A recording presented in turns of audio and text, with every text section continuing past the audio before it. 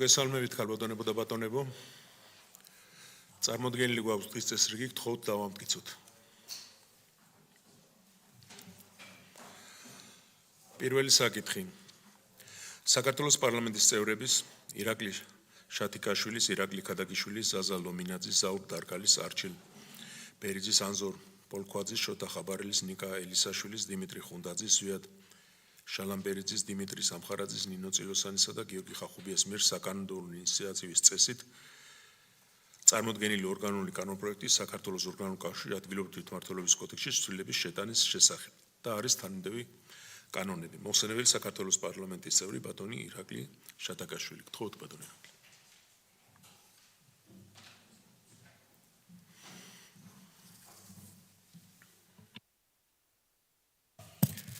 დიდი მადლობა ბატონ თავმჯდომარე, კოლეგებო, მოგესალმებით ყველას. პირველი მოსმენის წესით განსახილველად წარმოგიდგენ საქართველოს ორგანულ კანონში ადგილობრივი თვითმმართველობის კოდექსში განსახორციელების ცვლილებების პროექტს თანმიმდევ კანონპროექტებთან ერთად. კერძოდ წარმოდგენილი საკანონმდებლო ინიციატივათა პაკეტი ითვალისწინებს საჯარო სამართლის იურიდიული პირის შესახებ, ლიცენზიებისა და ნებართვების შესახებ, ასევე საჯარო დაწესებულებაში შრომის ანაზღაურების შესახებ, საავტომობილო ტრანსპორტის შესახებ და რეკლამის შესახებ კანონებში ცვლილებას. პირველი მოსმენის წესის შესაბამისად მოგახსენებთ ზოგადი პრინციპებისა და ძირითადი დებულებების შესახებ, როგორც მოგეხსენებათ დეცენტრალიზაციის სტრატეგია და რეგიონალური განვითარების პოლიტიკა ჩვენი ქვეყნის განვითარების ერთ-ერთი უმთავრესი პრიორიტეტია. მოქმედი კანონმდებლობის მიხედვით ჩვენი დედაქალაქის თბილისის გარდა არც ერთ სხვა თვითმმართველ ქალაქს არ აქვს საჯარო სამართლის იურიდიული პირის დაფუძნების უფლება და შესაბამისად არ გააჩნია საჯარო და ადმინისტრაციული ფუნქციების ეფექტურად განხორციელებისათვის საჭირო საჯარო სამართლებრივი ინსტრუმენტი SIP-ის სახით. მოგეხსენებათ, რომ ზოგადად SIP უზრუნველყოფს ინსტიტუციურ მოქნილობას, იგი არ ექვემდებარება იმავე ბიუროკრატიულ შეზღუდვებს, რაც შეიძლება დამახასიათებელი იყოს მუნიციპალიტეტებისათვის უშუალოდ. SIP შეუძლია საკუთარი შემოსავლების გენერირება და მათი მიზნობრივი გამოყენება, რაც ამცირებს ადგილობრივი ბიუჯეტის დატვირთვას და ზრდის ფინანსურ მდგრადობას.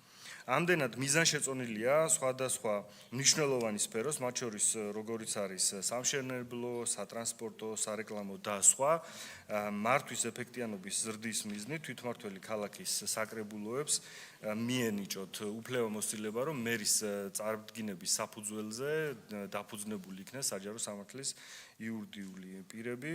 სხვადასხვა მიზნობრიობით ეს არის სამშენებლო, როგორც გითხარით, ქალაქის ურბანული განვითარების კონცეფციის და სხვა არ ჩამოვთვლი ახლა დეტალურად წარმოდგენილი თქვენთვის დარიგებულ ვერსიებში ეს ყველაფერი მითითებულია.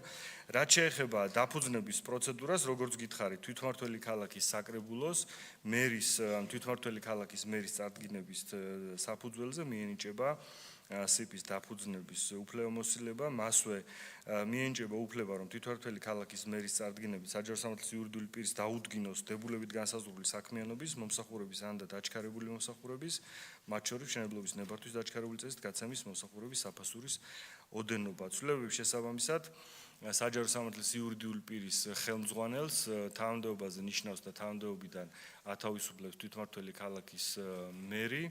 ასევე ამ SIP-ების ფუნქციონირების დროს საჯარო კონტროლს მასზე ახორციელებს თვითმმართველი ქალაქის მერი. აქვე კანონპროექტით განისაზღვრება SIP-ებში დასაქმებული პირთა, როგორც ხელმძღვანელის ისე სხვა თანამდებობის სხვა დასაქმებული პირებისათვის პირების სარგოების დადგენილება საჯარო დაწესებულებაში შრომის ანაზღაურების შესახებ კანონის ნომერი პირველი დანართის ნომერი პირველი ცხრილის შესაბამისად და აისახება შესაბამის საშტატო ნუსხაში. აქვე ცვლილებების შედეგად თვითმმართველ ქალაქებს მიენიჭებათ უფლებამოსილება განსაზღვრონ შესაბამის საქმიანობის, მომსახურებისა და დაჩქარებული მომსახურების საფასური, რაც ერთი მხრივ შექმნის მუნიციპალური სერვისების დაჩქარებული წესით მიღების შესაძლებლობას და მეორე მხრივ საჯარო და მუნიციპალური სერვისების დახვეწა ხელს შეუწყობს თვითმმართველი ქალაქების ფინანსური თვითკმარობის ზრდას, რაც ასევე წარმოადგენს ფისკალური დეცენტრალიზაციის თვალსაზრისით მნიშვნელოვან მექანიზმს. შესაბამისად, კანონპროექტის მიზანია, რომ თვითმმართველი ქალაქების საქმიანობის ეფექტიანობა გაიზარდოს, უფლებამოსილება გაფართოვდეს, მათთვის დამატებითი ინსტიტუციური მექანიზმის სიპების შექმნის შესაძლებლობის განსაზღვრის გზით. პრინციპში ეს არის ძირითადი დებულებები და ზოგადი პრინციპები. ყველა სხვა გამომდინარე კანონპროექტებშიც ხორციელდება ცვლილება, რაც განპირობებული არის ამ ძირითადი მთავარი ორგანული კანონიდან ადგილობრივი თვითმმართველობის კოდექსიდან. მზად ვარ უპასუხო თქვენს შეკითხვებს ასეთის არსებობის შემთხვევაში. მადლობთ ბატონო ირაკლი, შეკითხვები თუ არის? ძალიან ბატონო. მოგესალმებით, კიდევ ერთხელ. ბატონო ირაკლი, განმარტებით ბარათშიც წერია, თქვენც ისაუბრეთ საჯარო სამართლის იურიდიული პირებისგან ცალკე განხორციელება კონკრეტული საქმიანობების, რომელიც შეეხება როგორც არქიტექტურულ, სატრანსპორტო, ასევე სხვა ურბანული განვითარების მიზნებს, იქნება არაეფექტური. ამ საჯარო სამართლის იურიდიული პირების დაფუძნების გარეშე. ამ შემთხვევაში საინტერესო არის ეს კონკრეტული ცვლილება ეხება მხოლოდ თვითმმართველ ქალაქებს, თვითმმართველ ერთეულებს და საინტერესოა რა სამართლებრივი ლოგიკით არ ეხება სხვა თვითმმართველ ერთეულებს. მე მაგალითის სახით შემიძლია მოვიყვანო. მაგალითად გორის მუნიციპალიტეტი, თელავის მუნიციპალიტეტი, ზუგდიდის მუნიციპალიტეტი, რომელსაც მაგალითად თუ შევხედებით სატრანსპორტო პოლიტიკის მიმართულებით არანაკლებ, ასე ვთქვათ, ესეთი მასშტაბური პრობლემები აქვთ და გამოწვევები აქვთ, როგორც სხვა, ამ შემთხვევაში თვითმმართველ ქალაქებს და როდესაც ვსაუბრობთ არაეფექტურულ, ასე ვთქვათ, მართვაზე, საჯარო სამართლის იურიდიული პირების არარსებობის შემთხვევაში, სხვა თვითმმართველ ერთეულებზე რატო არ ვფიქრობთ? ბუნებრივია ჩვენ მივესალმებით მუნიციპალიტეტების, ასე ვთქვათ, თვითმმართველობის განმტკიცებას, დეცენტრალიზაციის პოლიტიკის, სწორი პოლიტიკის განხორციელებას და აქ მნიშვნელოვანია აღვნიშნოთ საკრებულოების როლი, ვინაიდან დღეს სამწუხაროდ საკრებულოები ხშირ შემთხვევაში იქცნენ, ბოლო წლების განმავლობაში იქცნენ როგორც ნოტარიუსები და ისინი მათ კანონით გათვალისწინებულ, მათ შორის რეგლამენტით გათვალისწინებულ უფლებამოსილებას ზედამხედველობის ნაწილში ჩვენ და სამწუხაროდ ეფექტურად ვერ ახორციელებენ და თქვენ ვერც ერთ მაგალითს ვერ მოიყვანთ მუნიციპალიტეტებიდან თავიანთ საზედამხედველო როლის შესრულების ნაწილში ან კონკრეტული დასკვნების რეკომენდაციების ნაწილში, რომლებიც დღეს უკვე აუდიტის სამსახურის დასკვნების ნაწილში ძალიან ბევრი პრობლემა ბუნებრივია გამოკვეთილი არის. ბუნებრივია მივესალმებით დეცენტრალიზაციას, მაგრამ ეს უნდა იყოს, ასე ვთქვათ, სწორად წარმართული პოლიტიკა. საინტერესოა, იმედია კითხვა გაიგეთ და ამ კითხვაზე თქვენ პასუხი და უკვე შემდეგ იქნება შესაძლებელი. კითხვას თუ უფრო ერთ წუთით, ბოდიში ბატონო ირაკლი, სხვა შეკითხვები არ არის, როგორც ჩანს, ბრძანეთ. კითხვას თუ უფრო დეტალურად და კონკრეტულად ჩამოაყალიბებდით, თქვენ უფრო ძირითადად შეფასებით ნაწილში იყავით და იმ პერსპექტივებზე ლაპარაკობდით, რაც შეიძლებოდა ეფექტურად განხორციელებულიყო ან არ განხორციელებულიყო და საკრებულოებზე ილაპარაკეთ და თუ კონკრეტულად დასვამთ შეკითხვას, კონკრეტულად გიპასუხებთ. კონკრეტული მუნიციპალიტეტების თქვით თუ მომისმინეთ. გადავდივართ დაზუსტებებზე. მივყვეთ, მოგცემთ სიტყვას, ბრძანეთ. ეს არ ამგონია დაზუსტების ფორმატი იყოს, უბრალოდ თქვენ კონკრეტულობაზე როდესაც მესაუბრებით, კონკრეტული მუნიციპალიტეტებიც კი მოვიყვანე, კონკრეტული მუნიციპალიტეტებიც მოვიყვანე.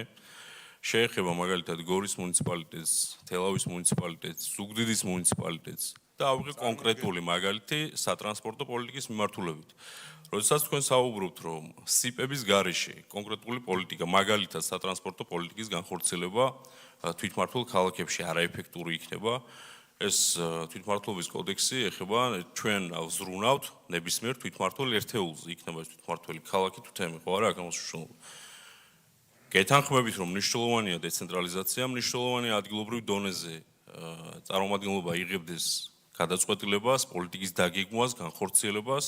შესაბამისად კითხვა მდგომარეობს, თუ თვითმმართველ ქალაქებს ვანიჭებთ ამ უფლებამოსილებას და ვამბობთ, რომ არაეფექტურია სიპის გარეშე, მაგალითად სატრანსპორტო პოლიტიკის განხორციელება. რატომ არ შეიძლება? არაეფექტურია, არ ვამბობთ ასე. განმარტებით ბარათში წერია პირდაპირ. ჩვენ ვამბობთ შემდეგს, ბატონო გიგა. არა, კითხვას ბატონო ირაკლი, იმედია კითხვა მივყვეთ ამ რეგლამენტს, შემთხვევაში გაიგო. მორჩეს და მე გავცეთ პასუხი.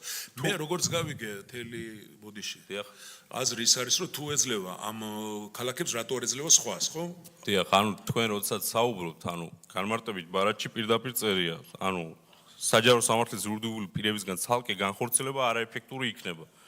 თუ ამ ეს დასაბუთება მოგყავთ თქო, მაგალითად. თვითმმართველ ქალაქების ნაწილში გასაგებია არაეფექტურია. სხვილი მუნიციპალიტეტები მომყავს, სადაც კიდევ ერთხელ ვამბობთ. გაცილებით უფრო მასშტაბური შეიძლება თუ იყოს პრობლემები და გამოწვევები, თუნდაც სატრანსპორტო პოლიტიკის მიმართულებით, ვიდრე ეს არის თვითმმართველ ქალაქებში. თუ თვითმმართველ ქალაქში ეს არაეფექტურია და ვზრუნავთ ამ მიმართულებით, ამ პოლიტიკის ნორმალიზებაზე და სწორ პოლიტიკის განხორციელებაზე, რატო არ ვზრუნავთ თქო პარალელურად სხვა თვითმმართველ ერთეულებზე? დასაბუთება მას გთხოვთ.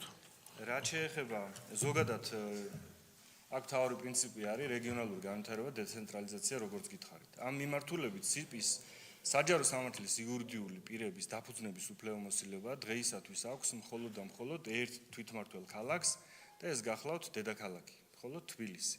ეს იყო ერთგვარი ამ რეფორმის რომელიც დაკავშირებული უშუალოდ თვითმმართველი ქალაქებისათვის უფლებამოსილების გაფართოებასთან და მათი ავტონომიურობის დამოუკიდებლობის ხარისხისა და სტანდარტის ზრდასთან პირველი ტალღა და ერთგვარი პირველი ეტაპი იყო დაკავშირებული თბილისთან.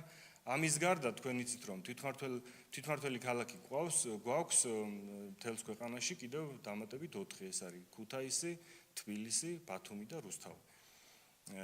და უпростоრად რუსთავი, ქუთაისი, ფოთი და ბათუმი. და ეს შემდეგი ტალღა, ასე ვთქვათ, დედაქალაქის შემდეგ, მას შემდეგ რაც აქ წარმატებით დაინერგა, გადადის და ეძლევათ შესაძლებლობა სხვა თვითმმართველ ქალაქებს და არა თვითმმართველ ერთეულებს და სხვა მუნიციპალიტეტებს დაინერგება აქ მათ მიენიჭებათ სიპების დაფუძნების უფლებამოსილება და მას შემდეგ რაც აქაც იქნება წარმატებული, შემდეგ ეტაპად შეგვიძლია განვიხილოთ სხვა დანარჩენი მუნიციპალიტეტებისათვის ანალოგიური უფლებამოსილების მინიჭებასთან დაკავშირებით. რაც შეეხება თვითონ სიპის ეფექტიანობასთან და არაეფექტიანობასთან, ზოგადად სამართლებრივ სისტემაში არსებობს ეს საჯარო სამართლის იურიდიული პირების მცნება, რომელიც საჯარო ადმინისტრირებისა და მმართველობის პროცესში ერთგვარი დამატებითი ინსტრუმენტი და სამართლებრივი მექანიზმი არის, რომელიც უფრო ეფექტიანად ამა თუ იმ საკითხის და ქმედების განხორციელებას ხელს უწყობს და შესაძლებლობას აძლევს, რომ უფრო ეფექტიანად განახორციელოს. თავი და ძირითადი არსი არის ეს ბატონო. გასაგებია, მე მგონი შეკითხვაც გასაგები იყო და პასუხიც საქმე დავაზუსტებ თუ შეიძლება. კი ბატონო, მაგრამ უკვე დავაზუსტე.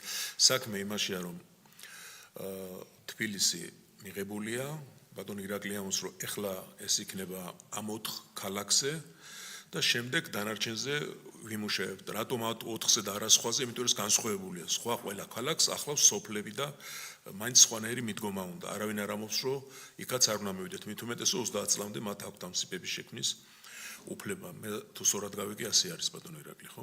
და ის როგორც გამონაკლისი, ოღონ მოკლედ რა, უკვე დაზუსტებაც ხო ბატონო გიგაბძანეთ. მოკლედ თუ კი, მოკლედ დავაზუსტებ, ანუ პირველ შემთხვევაში იგივე კითხვა გავიმეორე, გაურკვევლობა იყო კითხვასთან დაკავშირებით. დაზუსტების ნაწილში ჩაგიკითხებით მაშინ. პირველი გავიგეთ კი ბატონო, დედაქალაქის ნაწილი თვითონ თავად კანონშიც განსაკუთრებულად არის გამოყოფილი თვითმმართველობის კოდექსში. ეს ერთი ეტაპი გავიარეთ უკვე ასე ვთქვათ, ცდის და გამოცდის თვითმმართველი ერთეული რამდენად შეძლებდა საჯარო სამართლის იურიდიული პირების მართვას და რამდენად იქნებოდა ეს ეფექტური თუ არ იქნებოდა.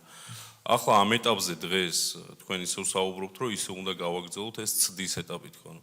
დღეს ანუ ამ არსებული პრაქტიკის გათვალისწინებით სხვა მუნიციპალიტეტების თვითმმართველი ერთეულების წარმომადგენლების იმედი არ გაქვთ, რომ ისინი ამას კეთილსინდისიერად ეფექტურად განახორციელებენ თუ ანუ რატო არ ვაძლევთ მას ამ მიმართულებით ამ შესაძლებლობას, რომ თუნდაც სიპებით ეფექტურად მართონ ეს ხარს უჭერთ?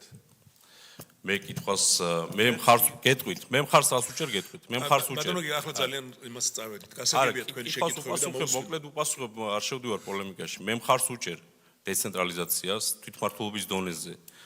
ასე ვთქვათ, აქტიური როგორც საკრებულოების, ისე აღმასრულებელი ხელისუფლების ყოფნას, იმიტომ რომ მე სწორედ ჩემი საჯარო სამსახური იწყება მუნიციპალურ დონეზე. მე განსაკუთრებით მესმის ის წუხილები და ის ტკივილები, რაც თუნდაც საკრებულოსთან მერიის ნაწილში შეიძლება აღმასრულებელ ხელისუფლებას კონდეს. მაგიტომ ამბობს სწორედ, რომ თუ თქვენ ეფექტურ მართვაზე საუბრობთ, ამ ეტაპზეც მორიგი მცდელობის ნაწილში და ცდების ნაწილში თუ მიდიხართ, ესე იგი იმედი არ გაქვთ, რომ სხვა მაგალითად გორის მუნიციპალიტეტი ან ზუგდიდის გასაგებია მუნიციპალიტეტი შეკითხვა. ეფექტურად შეძლებს ამ კონკრეტული სიპების მართვას. მე მგონი ყველაფერი გასაგებია, მაგრამ ბატონო ირაკლი თუ გაქვთ სურვილი ბრძანეთ.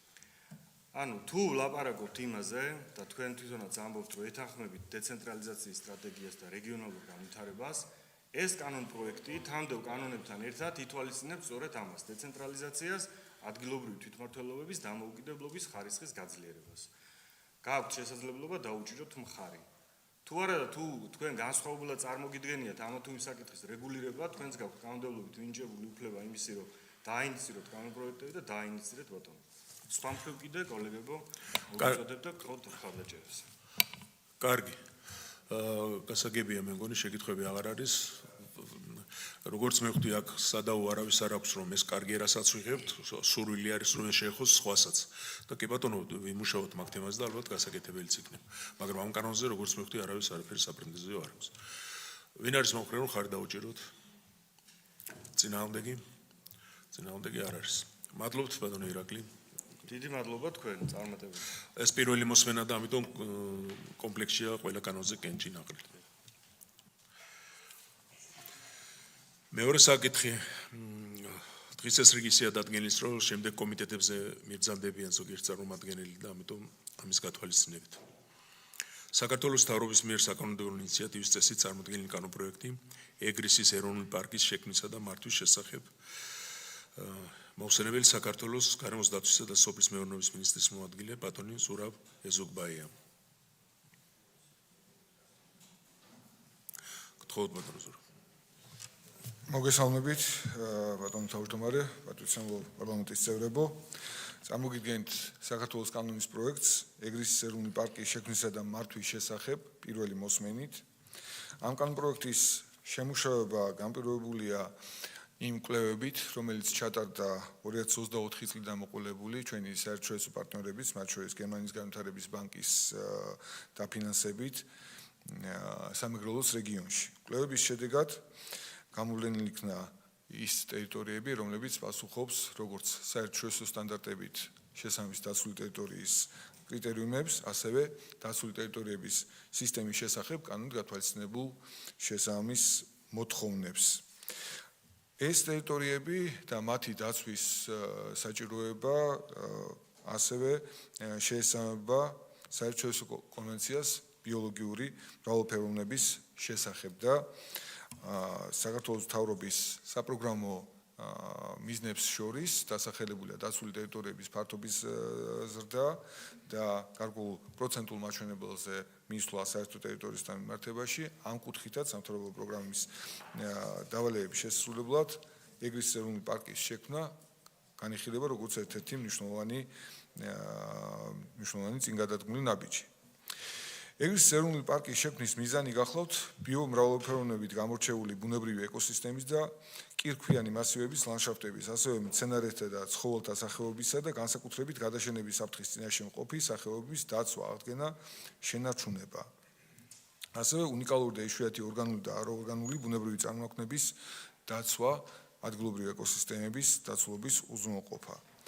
ბუნებრივია კანონპროექტი და ეროვნული პარკის ჩამოყალიბება ხელშეუწყობს რეგიონის რეკრეაციული პოტენციალის განვითარებას, ადგილობრივი ტურიზმის განვითარებას და ადგილობრივი მეწარმეობის ხელშემწყობი ფაქტორის შეიძლება მოგვევლინოს.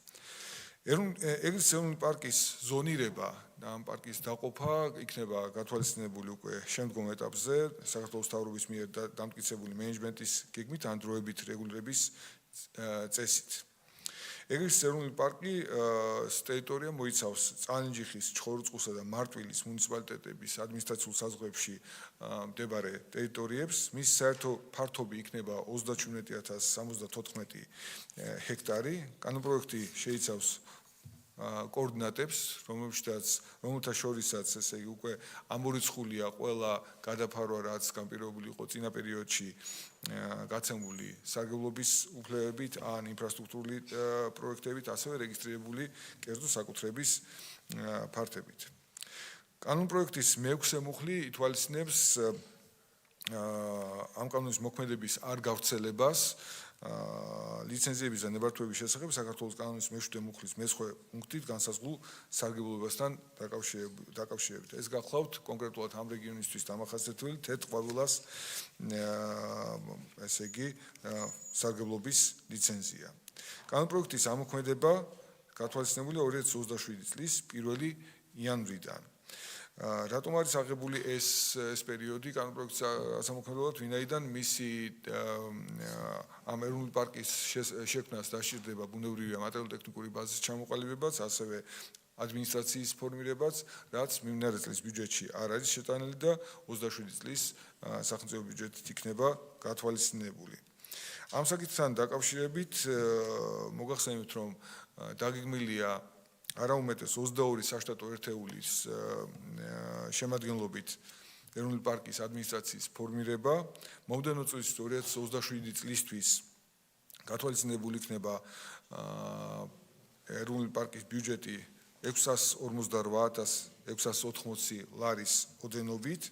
4 წლის მასშტაბით, ექსტრაპოლირებით, ესე იგი 27-დან 2030 წლამდე პერიოდისთვის დაახლოებით 2,700,000 ლარამდე იქნება გათვალისწინებული სახელმწიფო ბიუჯეტის დაფინანსება ეგრისის ეროვნული პარკის ფორმირების და განვითარების მიზნებისთვის. მათ შორის ეს მოიცავს დემარკაციის სამუშაოებისთვის გარკვეული თანხების გამოყოფას იმისათვის, რომ პარკის საბოლოო საზღვრები ზუსტი კოორდინატებით იქნეს საბოლოოდ რეგისტრირებული საჯარო რეესტრის მონაცემთა ბაზაში. გთხოვთ ხარ დაუჭიროთ საქართველოს მთავრობის წარმოდგენილ ინიციატივას და მზად ვარ გაგცეთ პასუხები კითხვების შემთხვევაში. კითხვები? ბატონი ილია, ბატონი ბეჟანი. მადლობა. ძალიან საინტერესო პროექტია, ჩვენ რა თქმა უნდა, ყველა მივესალმებით ჩვენი ქვეყნის ერთ-ერთ უდიდეს სიმდიდრეს, რაც არის ბუნებრივი რესურსები, თუმცა ამ ყველაფერმა არ უნდა შეუშალოს ხელს რეგიონალური განვითარების და კურორტების განვითარების მიმართულებას, რომელიც ძალიან მნიშვნელოვანია და იმედის თვალით უყურებს განსაკუთრებით ამ მუნიციპალიტეტების მოსახლეობა. თქვენ ახსენეთ და ხაზი გაუსვით, რომ კოორდინატები არის კიდე დასაზუსტებელი. მინდა რომ აქტიურად ვიყოთ ჩართული ჩვენც ყველა განსაკუთრებით მუნიციპალიტეტის წარმომადგენლები და ბიუროს, ჩემი ბიუროს წარმომადგენლებიც, რომ დეტალურად გავიაროთ და წარვადგინოთ ეს, რა თქმა უნდა, მოსახლეობასთანაც, რომ იყვნენ ინფორმირებული ამ პროექტის შესახებ, უფრო დეტალურად, რამე თუ რაღაცა მომავალში არ წავაწყდეთ კიდე რაღაცა გაუგებრობას, რომელიც გამოცდილებაც ამ ბოლო წლებში გვაქვს. მინდა რომ თქვენც გთხოვოთ, რომ გავითვალისწინოთ ის საგზაო ინფრასტრუქტურის მშენებლობა, რომელიც გეგმაში ფიქრობთ, რომ დავაყენოთ დღის წესრიგში კურორტების განვითარების მიმართულებით, ეს იქნება როგორც წალენჯიხის მუნიციპალიტეტში, ასევე მარტვილის მუნიციპალიტეტში და ჩხოროწყუს მუნიციპალიტეტში მათ შორის. ეს მინდოდა როგორც თხოვნა, გაგვეთვალისწინებინა და უფრო აქტიური მუშაობაში, რომ ჩავერთოთ ერთობლივად. მადლობა. ბატონო ბეჟანი. ბატონო ზურაბ, თქვენ ჩაინიშნეთ კითხვები. მოგესალმებით კოლეგებო, ბატონო ზურაბ, მოგესალმები. რა თქმა უნდა, კარგი ინიციატივაა და ყოველთვის ასეთ ინიციატივას მივესალმები და ყველა ჩემი კოლეგებიც, რა თქმა უნდა. ეს ძალიან მნიშვნელოვანია და კარგია რომ სოფლის მეურნეობის სამინისტრომ, თქვენო სამინისტრომ ამაზე დაიწყო მუშაობა და ძალიან ბევრი ასეთი პროექტები ხორციელდება ქვეყანაში. აი, მაინტერესებს გრძელვადიან პერსპექტივაში, ხედვაში თქვენი როგორია? რათა ამ პარკმა უნდა მიიღოს მონაწილეობა ეკონომიკის განვითარებაში და პირველ რიგში ტურისტული კუთხით. აი რა არის გათვალისწინებული შევხედე ბიუჯეტს ყოველწლიურად იზრდება 7-600 რაღაცა, მერე 2 მილიონზე მეტი არის. აი საბოლოო სახე თუ გაქვს წარმოდგენა და გათვლილია ეს ყოველივე ან რაიმე მონახაზია იმისა რომ აი საბოლოო სახე რა უნდა იყოს ამ პარკის და რა უნდა მისცეს მას ქვეყანას და ადგილობრივ პირველ რიგში ადგილობრივ მოსახლეობას. მადლობთ. სხვა შეკითხვები არ ჩანს მე ბატონ ზურაბ ტრადიციულ შეკითხვას დავსვამ, როდესაც ეროვნული პარკები იქნება, რა თქმა უნდა ჩვენ მივესალმებით და ძალიან გვიხარია და ჩემი შეკითხვა არის მოსახლეობასთან დაკავშირებით თუ ქონდათ შეხვედრები და რაიმე პრობლემა ხო არ არის მოსახლეობასთან. დიდი მადლობა შეკითხვებისთვის. პირველ რიგში მოგახსენებთ, რომ როგორც უკვე გამოსვლისას აღვნიშნე 2024 წლიდან ტარდებოდა კვლევები, იყო შეხვედრები მოსახლეობასთანაც და ძალიან ბევრი ასე ვთქვათ კონსულტაცია იყო აღებული იმისაც, რომ ეროვნული პარკის ჩამოყალიბება არ იყოს კვეთაში, არ მოვიდეს საიმე კონფლიქტში, როგორც ეკონომიკურ ზრდასთან, ასევე ადგილობრივი მოსახლეობის ინტერესებთან. როგორც ასე ვთქვათ, ხაზგასმულია განპროექტში, სულ საუბარია 37,000 ჰექტარზე, სამ მუნიციპალიტეტის ფარგლებში იქნება ეს ეროვნული პარკი, ამიტომ ეს არის ძალიან ისე კვლევაზე დაფუძნებული განსაზღვრა იმ ფარგლების, იმ ტერიტორიის, რომლის სივრცეშიც უნდა იქნეს უზრუნველყოფილი ეროვნული პარკის კატეგორიის დაცული ტერიტორიის ფუნქციონირება. ხაზგასმით აღვნიშნავ, რომ ეროვნული პარკის ჩამოყალიბების პირველადი მიზანი გახლავთ ეკოსისტემების დაცვა, იშვიათი სახეობების შენარჩუნება, აღდგენა და ბიომრავალფეროვნების შენარჩუნება საქართველოში და კონკრეტულად ამ რეგიონში. ერთ-ერთ მაგალითად მოვიყვან, რომ უშუალოდ აი სამეგრელოს რეგიონში ეროვნული პარკის ტერიტორიაზე, ესე იგი გამოვლენილია ხერხემლიანების 26 სახეობა, რომელიც შეტანილია საქართველოს წითელ ნუსხაში, ამ მცირე უნიკალურ ეკოსისტემაში. რაც შეეხება დასმულ შეკითხვებს, რასაკურველია კანონპროექტის საქართველოს მთავრობის დონეზე ინიციირების პროცესში ჩვენ გავიარეთ შეთანხმებები ყველა შესაბამის უწყებასთან, მათ შორის პირველ რიგში აღვნიშნავ საქართველოს ეკონომიკის სამინისტროს და ერთ-ერთი ფოკუსი იყო ზუსტად მაგაზე, რომ ეროვნული პარკის ჩამოყალიბება მის ეროვნული პარკის ფუნქციონირებასთან დაკავშირებულ წესებმა არ შეაფერხონ რაიმე სახით ის ინფრასტრუქტურული პროექტები, ან ის ტურისტული პროექტები, რომლებიც დაგეგმილია არ მარტო მიმდინარეობს, არამედ დაგეგმილია უახლოეს და საშუალებადიან პერსპექტივაში. ამიტომ კოორდინატები რამოდენიმეჯერ იყო, ესე იგი, გადასინჯული და შესაბამისობაში მოყვანილი ყველა იმ მოთხოვნასთან, რაც ქონდა მიღებული, როგორც ადგილობრივ ხელისუფლებასთან, ასევე ჩვენი კოლეგა უწყებებიდან. ასევე აღვნიშნავ, რომ ხაზოვანი ნაგებობები, როგორც არის ელექტროგადამცემი ხაზები ან ოპტიკურ-ბოჭკოვანი კაბელი, ყველა ეს ობიექტები ამორიცხულია ეროვნული პარკის ტერიტორიიდან, რათა არ იყოს შეფერხებული მათი ფუნქციონირება, მათი ექსპლუატაცია და შემდგომი განვითარება.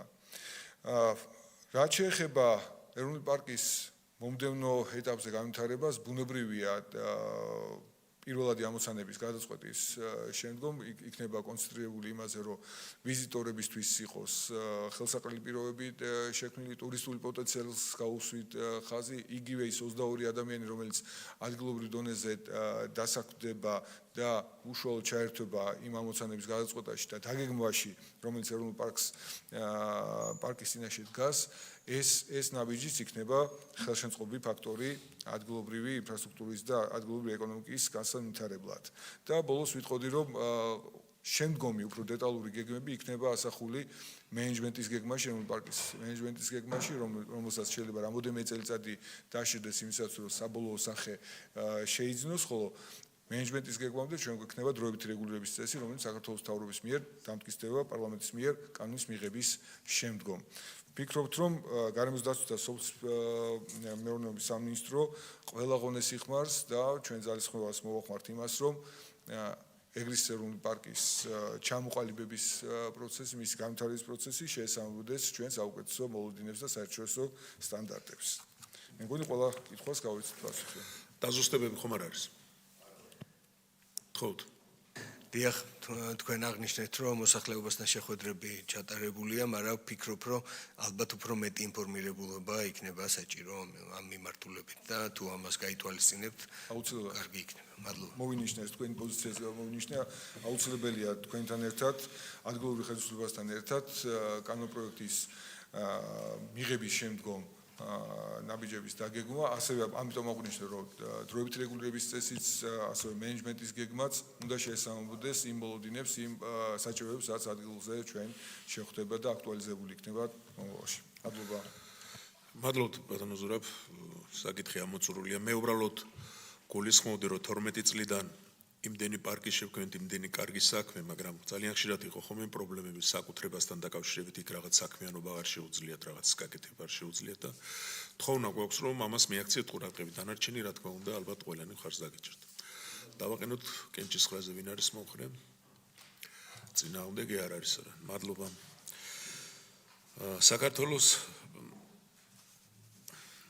საქართველოს პარლამენტის წევრების შოთა ბერიკაშვილის, ანტონ უბოლაშვილის, გიორგი ბარვენაშვილის, თორნიკე ბერიკაშვილის, ლევან მაჭავარიანისა და მარიამ ლაშქის მიერ საკანონმდებლო ინიციატივის წესით წარმოდგენილი კანონპროექტი საქართველოს საგადასახადო კოდექსში ცვლილების შეტანის თაობაზე მოხსენებელი საქართველოს პარლამენტის წევრი ბატონი ლევან მაჭავარიანი. მადლობა ბატონო თავმჯდომარე. პირველი მოსმენი წარმოგიდგენთ საქართველოს კანონის პროექტს საქართველოს საგადასახადო კოდექსში ცვლილების შეტანის შესახებ. წარმოდგენილი ცვლილებით აქციზის გადასახადის გადახდისგან თავისუფლდება სახელმწიფო საკუთრებაში მიქცეული საქონლის იმპორტი. შესაბამისად საქართველოს საგადასახადო კოდექსის 194 მუხლს ემატება მეხუთე ნაწილი, რომელიც განსაზღვრავს აღნიშნულ რეგულაციას. შედეგად გამარტივდება სამართლებრივი პროცედურები აქციზური საქონლის სახელმწიფო საკუთრებაში მიქცევისას და ხელს შეუწყობს მისი დროული რეგისტრაციისა და სახელმწიფოს მიერ მისი შემდგომი განკარგვის პროცესს.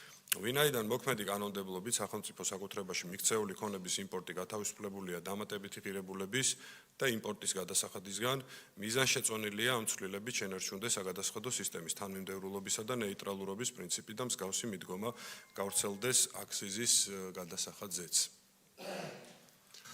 კოლეგებო, მინდა გითხრათ, რომ მთავრობიდან თანხმობა არის მოსული დადებითი პასუხია, თუ რაიმე შეკითხვები არის, თორე და მე მგონი გასაგებია. ვაყენებ კენჭისყრაზე, ვინ არის მომხრე?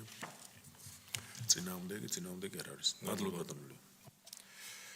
შემდეგი საკითხი საქართველოს მთავრობის მიერ საკანონმდებლო ინიციატივის წესით წარმოდგენილი კანონპროექტები ლატარიების, აზარტული და მომგებიანი თამაშების მოწყობის შესახებ საქართველოს კანონში ცვლილების შეტანის თაობაზე. ლიცენზიებისა და ნებართვების შესახებ საქართველოს კანონში ცვლილების შეტანის თაობაზე. მოხსენებელი საქართველოს ფინანსთა მინისტრის მოადგილე ბატონი მიხეილ დუნთუა. გთხოვთ ბატონო მიხეილ. მადლობა ბატონო თავმჯდომარე. პირველი მოსმენით განხილვისათვის წარმოგიდგენთ ლატარიების, აზარტული და მომგებიანი თამაშობების მოწყობის შესახებ საქართველოს კანონში ცვლილების შესახებ საქართველოს კანონის პროექტს. კანონპროექტის მომზადების წინაპირობას წარმოადგენს სანეპორტო პირობების დარღვევის შემთხვევების გახშირება და არსებული სანქციების არასაკმარისი ეფექტიანობა. ამჟამად მოქმედი ჯარიმების ოდენობა ვერ ასრულებს რეალური შემაკავებელ ფუნქციას, ვერ უზრუნველყოფს რისკების ეფექტიან პრევენციას და შესაბამისად ნებართვის მფლობელებისათვის, ორგანიზატორებისათვის, ხშირ შემთხვევაში ფინანსურად უფრო მიზანშეწონილია სანებართო პირობების დარღვევა და შემდგომ ჯარიმების გადახდა, ვიდრე დადგენილი მოთხოვნების სრული დაცვა. ცვლილება ითვალისწინებს დღეს მოქმედი რედაქციით ჯარიმის მიზნებისათვის აზარტული და მომგებიანი თამაშობების სახეების მიხედვით სანებართო პირობების დარღვევები დაყოფილი ორ კატეგორიად და განსხვავებული ოდენობის ჯარიმებია დაწესებული სანებართო მოსაკრებლების გადახდის ვადის დარღვევისათვის და სხვა სანებართო პირობების დარღვევისათვის არის განსხვავებული მიდგომა. პროექტის თანახმად იზრდება ჯარიმები სხვა სანებართო პირობების დარღვევისათვის და უთანაბრდება მოსაკრებლის გადახდის ვადის დარღვევისათვის დაწესებული ჯარიმების ოდენობას. ხდება გამოთანაბრება, მინდა შეგახსენოთ, რომ არსებული ზომა რაც იყო დღემდე დამკვიდრებულიაცა 2005 წლისაა, 20 წელია გასული იმ ჯარიმების ოდენობიდან და აბსოლუტურად მიზანშეწონილია ყველა თვალსაზრისით ჯარიმების ოდენობის გაზრდა და გათანაბრდება სხვა სანებართო პირობების დარღვევისათვის განსაზღვრულ ჯარიმებს. შეკითხვები? არ არის. შევაყენებ კენჭისყრაზე, ვინ არის მომხრე? წინააღმდეგი არ არის. დიდი მადლობა. საკითხი ამოწურულია, მადლობთ. ბატონო მიხეილ. ორივე არ გაგივლიათ, ეს მე პირველი მოსმენა და შეიძლება ორივე ერთად. კი ბატონო, ძალიან. ესე იგი, პირველი მოსმენით განხილვისათვის წარმოგიდგენთ ისე ლიცენზიების ნებართვების შესახებ საქართველოს კანონში ცვლილების შეტანის თაობაზე საქართველოს კანონის პროექტს. დღეს არსებული კანონმდებლობით ცალკეული ნებართვის მფლობელის მიერ სანებართო მოსაკრებლის გადახდის ვადის დარღვევების შემთხვევაში თუ პირმა არ შეასრულა სანებართო პირობები, შესაბამისად ნებართვა უქმდება. აღნიშნული აბსოლდება მხოლოდ აზარტული ან და მომგებიანი თამაშების მიწოდების ნებართვის მფლობელთა მიმართ. კანონპროექტის მიზანია სათამაშო ბიზნესის სფეროში სანებართო პირობების დარღვევისათვის პასუხისმგებლობის დამდგმელ ნორმებში არსებული ხარვეზის გამოსწორება, რათა უზრუნველყოფილი იყოს თანასწორი რეგულირება. კანონპროექტის თანახმად, აზარტული ან და მომგებიანი თამაშების მიწოდების ნებართვის მფლობელთა მიერ სანებართო მოსაკრებლის გადახდის ვადის დარღვევის გამო სანებართო მოსაკრებლის გადაუხდელობა ნაცვლად დაკისრებული ჯარიმის გასამაგებისა გამოიწვევს შესაბამისი ნებართვის გაუქმებას, როგორც სხვა შემთხვევაში არის. კი ბატონო, გამომდინარე არის, მაშინ დავუჭიროთ ხარიც. მადლობთ ბატონო. მადლობთ. და ბოლო საკითხი ჩვენი ეს არის SIP დეპოზიტების დაზღვევის სააგენტოს 2025 წლის წლიური ანგარიში. მოხსენებელი დეპოზიტების დაზღვევის სააგენტოს უფროსი ბატონი ლევან თოდუა. კოლეგებო, ცოტა ამ პოლიტიკურ სიტუაციაში მიკარგულებით არის ამ სააგენტოს საქმიანობა, არადა ძალიან მნიშვნელოვანია. შეიძლება ბევრმა არ იცის, მე დავთქვა რომ იურიდიულ და კერძო პირებს 50,000 ლარის ფარგლებში მერტმა დაიფაროს თუ ბანკს რამე შეემთხვევა, ეს ფული იქნება ანაზღაურებული და ამ საქმეს ხელმძღვანელობს ეს ორგანიზაცია. გთხოვთ. ბატონო ლევან, ძირითადი მიმართულებები, რომელიც საინტერესოა ჩვენი კოლეგებისთვის და კი ბატონო. მოგესალმებით, ბატონო თავმჯდომარე. პარლამენტის წევრებო, კოლეგებო, მადლობა მოწვევისათვის. დღეს წარმოგიდგენთ დეპოზიტების დაზღვევის სააგენტოს 2025 წლის განმავლობაში განხორციელებულ საქმიანობის შესახებ ინფორმაციას.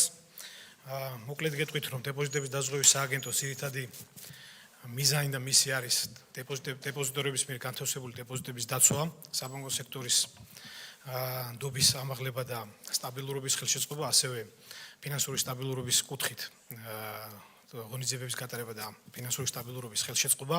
ამ კუთხით არის ნაკარნახევი ჩვენი ყოველი ნაბიჯი და შესაბამისად 2025 წელიც არ იყო გამონაკლისი ამ კუთხით. გადავდგით მნიშვნელოვანი ნაბიჯები და მივიღეთ მნიშვნელოვანი გადაწყვეტილები. მოკლედ მოგახსენებთ, ვიცი რომ დროში ცოტა შეზღუდულები ვართ. ესე იგი, ძირითადი საკითხები, რაც 2025 წელს განხორციელდა, ეს იყო მივიღეთ გადაწყვეტილება სადაზღვევო ზღვის გაზრდასთან დაკავშირებით. ბატონო თავმჯდომარემ აღნიშნა, რომ 50,000 ლარამდე არის გაზრდილი დეპოზიტების დაზღვევის ზღვარი. ეს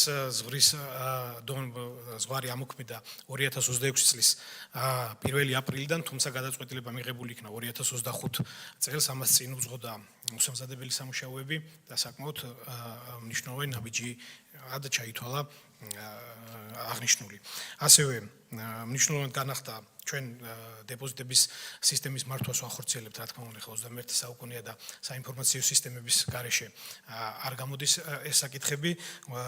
შესაბამისად ტექნიკური განახლება ჩაუტარდა ჩვენ საინფორმაციო სისტემებს და ასევე დაემატა ახალი მოდული, რომლის საშუალებითაც თუ ვინიცობა და მომავალში მოხდა ის, რომ რომელიმე ბანკი წავიდა ლიკვიდაციაზე, ზოგადად ამ დეპოზიტების ანაზღაურების მართვის პროცესი განხორციელდება აი ამ ახალი მოდულის საშუალებით, რომელიც გაცილებით ამარტივებს ესე იგი თვითონ ამ მართვის პროცესს, ამასთან დაკავშირებით მოგვიანებითაც მოგახსენებთ. დაიგეგმა და მომზადდა საინფორმაციო კამპანია და მომზადდა კლიპი. შეიძლება ეს ზღვის და გზასთან დაკავშირებით შეიძლება თქვენც შეგხვდათ, ტელევიზიებში გადიოდა როგორც სოციალური რეკლამა და ალბათ პირველი აპრილის განმავლობაში იყო და სავარაუდოდ თქვენც ნახავდით. ასევე სააგენტო აგრძელებს აქტიურ მუშაობას საბანკო რეზოლუციის პროცესში, დეპოზიტების დაზღვევის ფონდების მონაწილეობის კუთხით, საუკეთესო პრაქტიკის დანერგვის გაცნობას და მომავალში თუ მოხდა ისე, რომ ცოტა მანდატი გაფართოვდა, ამ კუთხითაც გარკვეულ მოსამზადებელ სამუშაოებს ვამზადებთ. ესე იგი, სადაზღვევო ზღვის გაზრდის გადაწყვეტილებასთან დაკავშირებით, ესე იგი, გაცნობებთ, რომ ზოგადად პრაქტიკა თუ გვაქვს დრო,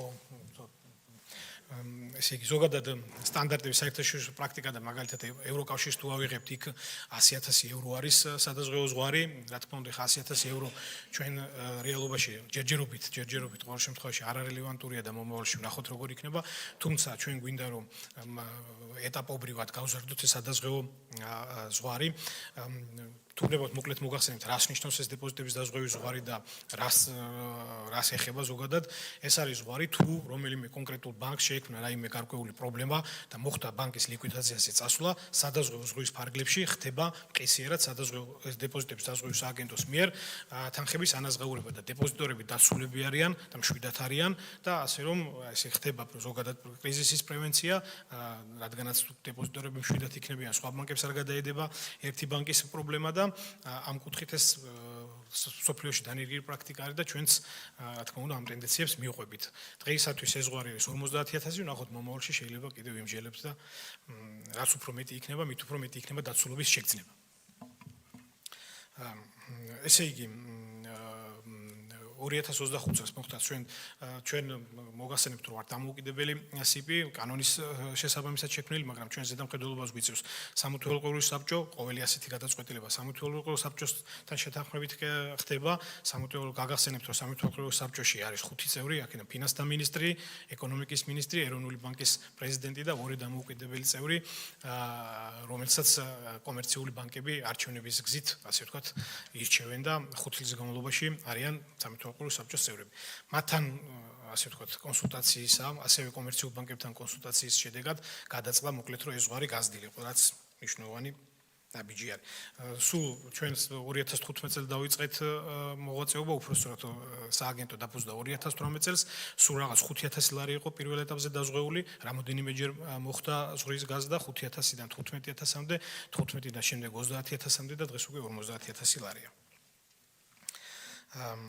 ესე იგი, კომერციული ბანკებისა და მიკრობანკები ჩვენ ყოველ თვე წარმოგვიდგენენ, აი მე აღნიშნე რომ ჩვენ გვაქვს საინფორმაციო სისტემები, ამ სისტემის მეშვეობით კომერციული ბანკები ყოველ თვე წარმოგვიდგენენ თავიანთ ანგარიშგებებს იმასთან დაკავშირებით, თუ რამდენი არის დეპოზიტები დაზღვეული, ჩვენი სისტემის მეშვეობით ხდება, რა თქმა უნდა, რეპორტების მომზადება, ამ ინფორმაციის დამუშავება და უკვე ამის შემდეგ გამოითვლება, რამდენი აქვს კონკრეტულად თითოეულ ბანკს გადასახდელი და ხდება ესე იგი სავალდებულო სადაზღვევო შენატანების დეპოზიტების დაზღვევის ფონდში შეტანა. მოკლედ ალბათ უფრო მნიშვნელოვანი საკითხები იქნება გაგაცნობთ სტატისტიკურ მონაცემებს, ეს ალბათ უფრო დაგაინტერესებთ, როგორ არის ზოგადად დეპოზიტების ზრდის ტენდენცია, როგორ არის რამდენი არის დაზღვეული დეპოზიტები, ალბათ ეს უფრო საინტერესო იქნება. მინდა გითხრათ, რომ წლების განმავლობაში დეპოზიტები განუხრელად იზრდება და საკმაოდ თვალშისაცემი არის ეს დეპოზიტების ზრდა. დღეისათვის უფრო სწორად 31 დეკემბრის მდგომარეობით მაქვს ახლა მე წარმოდგენილი მონაცემები, 2025 წლის 31 დეკემბრის მდგომარეობით მთლიანი დეპოზიტების მოცულობა დაახლოებით 69 მილიარდი ლარი იყო. მაგალითად, თუ ავიღებთ 2018 წელს, ეს იყო მხოლოდ და მხოლოდ 23 მილიარდი. თუ ავიღებთ მაგალითად 2022 წელს 46 მილიარდი. 2025 წლის ბოლოს უკვე ფაქტიურად 69 მილიარდი ლარია. საკმაოდ დიდი ზრდა არის. ამას ჩავშლი ფიზიკური და იურიდიული პირების მიხედვით, როგორ არის, ალბათ ეს მნიშვნელოვანი არის თქვენთვის. ამ 69 მილიარდში, ესე იგი 36 მილიარდი არის ფიზიკური პირების, ანუ ჩვენი თანამოქალაქეების, ხოლო 22-33 მილიარდამდე არის იურიდიული პირების. თუ ავიღებთ პროცენტულად წლიურ ზრდას, მთლიანად დეპოზიტების მოცულობა 2025 წელს გაიზარდა დაახლოებით 14%-ით, რომ დავამრგვალოთ უფრო მარტივად რომ იყოს სასაქმელი. აქედან თუ ჩავშლით ფიზიკური და იურიდიული პირების მიხედვით, ფიზიკური პირების დეპოზიტები გაიზარდა სადღაც 13%-ით, ხოლო იურიდიული პირების დეპოზიტები გაიზარდა სადღაც 15%-ით. დაახლოებით აი ამ ფარგლებში არის ყოველწლიურად დეპოზიტების ზრდა, რაც საკმაოდ ნორმალური მაჩვენებელი არის. ესე იგი მინდა გითხრათ რომ მნიშვნელოვანია ყოველთვიურად რამდენი იყოს და ამასთან დაკავშირებით თქვენ ყურადღებას აღარ მივიპყრობ, იმიტომ რომ საკმაოდ დიდ დროს აიღებს, უბრალოდ გეტყვით რომ აი მნიშვნელოვანი ციფრებზე გავამახვილებთ ყურადღებას. ესე იგი 2025 წლის განმავლობაში ფიზიკური პირის დეპოზიტები ლარში გაიზარდა 29%. ესეთი მნიშვნელოვანი მაჩვენებელი არის. ლარს აქედან გამომდინარე ჩანს ლართან დაკავშირებული ნდობა უფრო მაღალი არის, იწევს ყოველწლიურად შესაბამისად ლარში განთავსებული დეპოზიტებიც იზრდება. თუ ავიღებთ იურიდიულ პირებს, იქ ეროვნულ ვალუტაში დეპოზიტების და 25% იყო. ესეც არ არის პატარა ციფრი. კი ბატონო. ესე იგი მნიშვნელოვანი მომენტები მინდა რომ გავამოხილოთ თქვენი ყურადღება. კი ბატონო, დაზღვეული დეპოზიტები 2025 წლის 31 დეკემბრის მდგომარეობით დაზღვეული დეპოზიტები მთლიან ესე იგი ჩვენ ვისაუბრეთ მთლიანად დეპოზიტებზე, ეხლა დაზღვეული დეპოზიტები იყო 12 მილიარდი ლარი. აქედან ესე იგი ფიზიკური პირების დეპოზიტები იყო ძირითადი მოცულობა 11 მილიარდ ლარზე მეტი და მხოლოდ 1 მილიარდი არის იურიდიული პირების დეპოზიტები. იქიდან გამომდინარე, რომ ზღვარი არ არის ძალიან დიდი, იურიდიული პირების დეპოზიტები დიდწილ უფრო დაზღვევის გარეთ ხდება. თუმცა გადადგმული ნაბიჯების შედეგად უფრო და უფრო იზრდება ეს ციფრი და რაც მისასალმებელია ნამდვილად. ესე იგი 2025 წლის 31 დეკემბრის მონაცემებით ესეც მნიშვნელოვანი მაჩვენებელი არის ზოგადად დაზღვეული დეპოზიტების წილი მთლიან მოცულობაში არის 17.84%. ეს არც ცირია, მაგრამ არც დიდი თანხა არ არის, დიდი ციფრი არ არის, თუმცა ეხლა ჩვენ გავზარდეთ ჩვენ უკვე 1 აპრილიდან მოგეხსენებათ აღნიშნეთ რომ გაიზარდა 50000 ლარამდე და ეს პროცენტი გაზრდილია დღეისათვის 20%-ს გადაცდება, შეიძლება 22%-ამდეც ავიდეთ, ნახოთ უახლესი ანგარიშგებები ჯერ არ მოუწოდებიათ ბანკებს, მოგვაწვიან მე უფრო დაზუსტებით შეგვიძლია ამაზე საუბარი, მაგრამ ჩვენი მონაცემებით 21%-ის ფარგლებში იქნება უკვე დაზღვეული დეპოზიტები.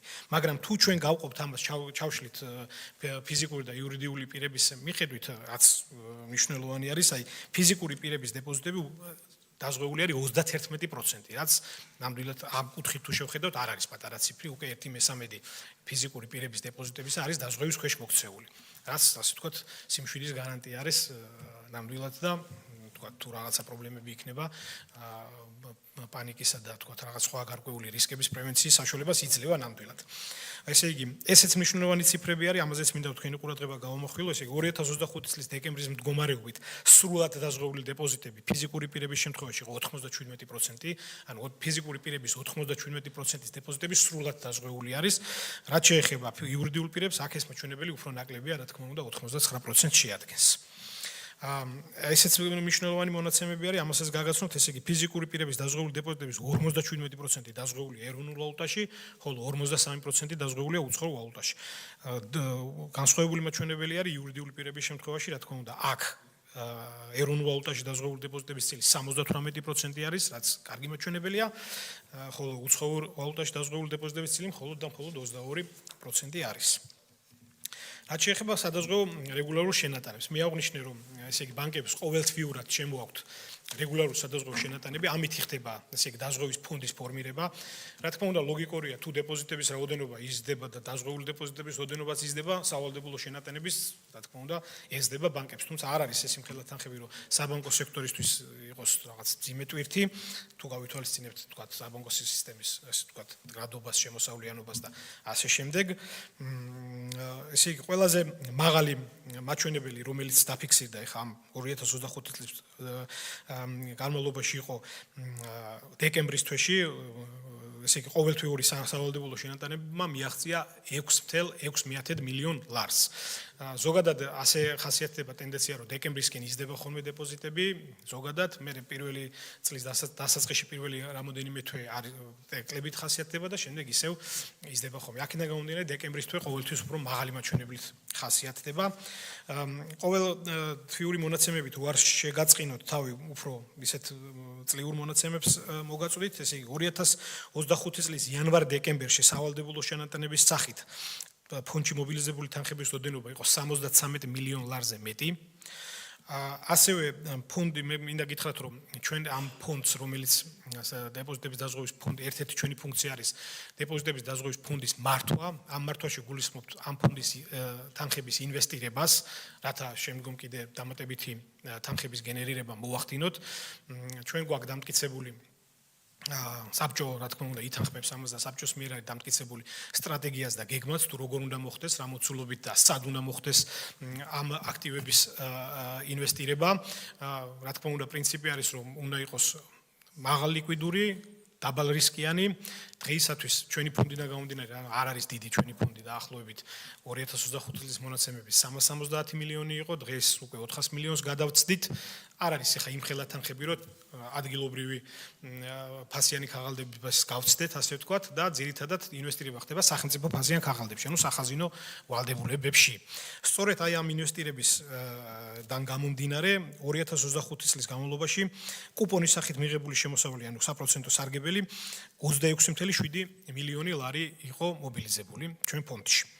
ასევე ჩვენი თანხები თუ სანამ ინვესტირება მოხდება გარკვეულ ფასიან ქაღალდებში, ეს თანხა გვიდევს ეროვნული ბანკის საგანიზე, რომელსაც სადღეღამისო დეპოზიტებზე გვიდევს, რომელსაც რაღაც გარკვეული სარგებელი ერიცხება, ეს გარკვეული სარგებელი ფიქსირებული არის რეფინანსირების განაკვეთის, მონეტარული პოლიტიკის განაკვეთის ოდენობა არის 8%, აქედანაც რაღაც გარკვეული თანხები ერიცხება. იქიდან გამომდინარე, რომ დიდხანს არ ვაჩერებთ ანგარიშზე და ინვესტირებას ვახდენთ, სულ რაღაც 600.000 ლარი იყო აქედან მიღებული შემოსავალი.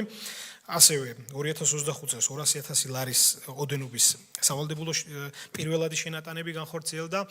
მე შეგახსენებთ, რომ დღეისათვის დეპოზიტების დაზღვევის სისტემა წარმოდგენილი არის 19 სუბიექტით, აქედან არის 17 კომერციული ბანკი და 2 მიკრობანკი. აი ეს 2 მიკრობანკი ზუსტად დაემატა 2025 წელს, ახალი სუბიექტები არიან, ეს თქვენ მოგეხსენებათ. ჩვენი კანონის შესაბამისად არ აქვს მნიშვნელობა ეს მიკრობანკი იქნება თუ კომერციული ბანკი, მიდგომა ჩვენი მხრიდან ამ კუთხით არის ერთნაირი, რეგულაციაც ერთნაირი არის და სავალდებულო შენატანები, როდესაც სავალდებულო შენატანები, უბრალოდ პირველადი შენატანები არის, როდესაც სუბიექტი იღებს კომერციული ბანკის ან მიკრობანკის ლიცენზიას, მან პირველადი შენატანის სახით 100.000 ლარი უნდა შეიტანოს აუცილებლად ფონდში. ეს ხდება ავტომატურად, კანონი ავალდებულებს ამას, არაფერი ამას არ ჭირდება პროცედურები და ზუსტად აი ამის გამო, რადგანაც ეს ორი მიკრობანკი და ორი სუბიექტი დაგვემატა 2025 წელს 200.000 ლარის კი შემოსავალი შემოვიდა ჩვენს ფონდში. კი ბატონო. კარგით, მაშინ თუ გაქვთ კიდევ. საინტერესო იყო თუ რამე შეკითხვები იქნება და კიდევ დაამატოთ. ხო, კი ბატონო, ძირითადად მონაცემები ეს არის და სხვა ადმინისტრაციული სამუშაოები იყო ჩატარებული. ძალიან კარგი. მე კითხვა მექნება ასეთი. პირველი 50.000 ლარზე აიწიე ახლა რომელიცაც თქვენ ეხმარებით, მაგრამ ეს დამოკიდებული არ არის იმაზე თუ რა დეპოზიტი აქვს, მაქონდა მას ამ ბანკში.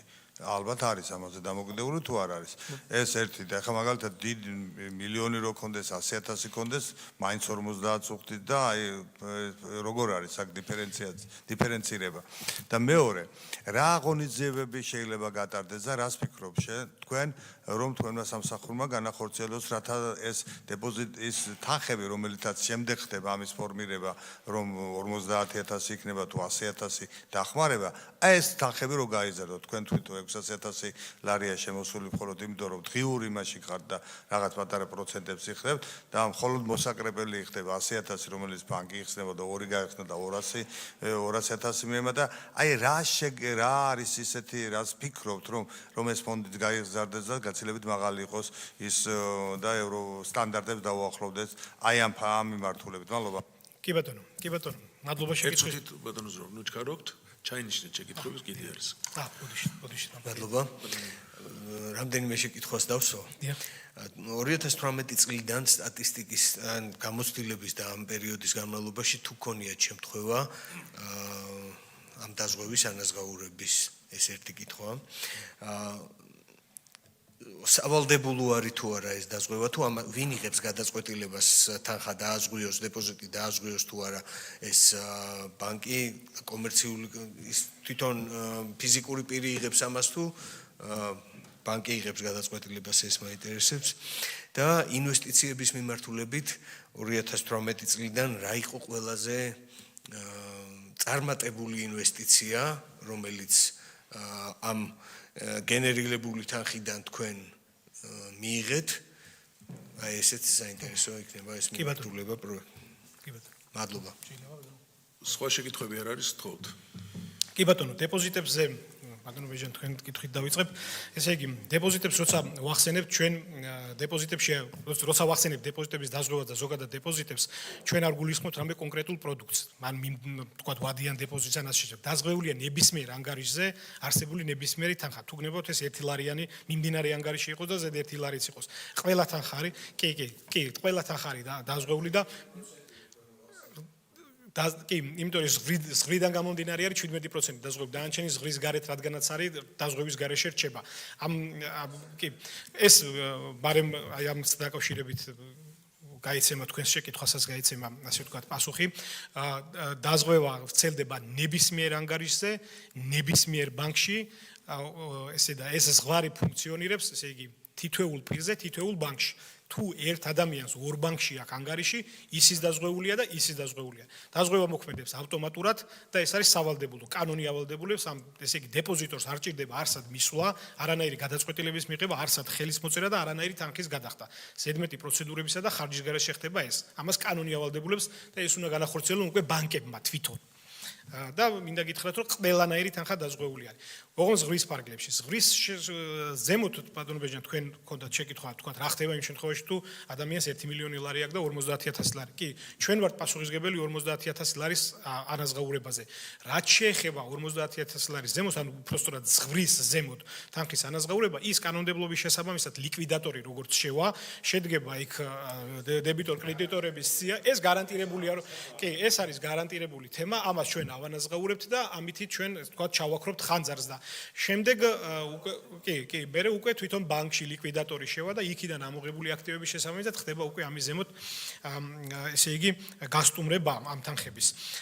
ესე იგი იყო ესე იგი რა თანხების ინვესტირება მოხდა და ბოდიშით ხო გაზდა უნდა იყოს რელევანტური ამას კი, ნახეთ რა არის ჩვენ ფაქტიურად ინსტრუმენტების ბევრი ინსტრუმენტს არ ვიყენებთ ამ ეტაპზე ჩვენი სტრატეგიის მიხედვით მხოლოდ და მხოლოდ სახელმწიფო ფასიან ქაღალდებში ვახდენთ ამის ინვესტირებას და ეს პროცენტი დაახლოებით 8-დან დღეისათვის სადღაც 8-დან 9%-მდეა. ჩვენი ფონდის ასე ვთქვათ შემოსავლიანობა იმის მიხედვით თუ რამდენი თანხები გვაქვს განთავსებული არის 8-დან 9%, 8.9% არის შემოსავლიანობა.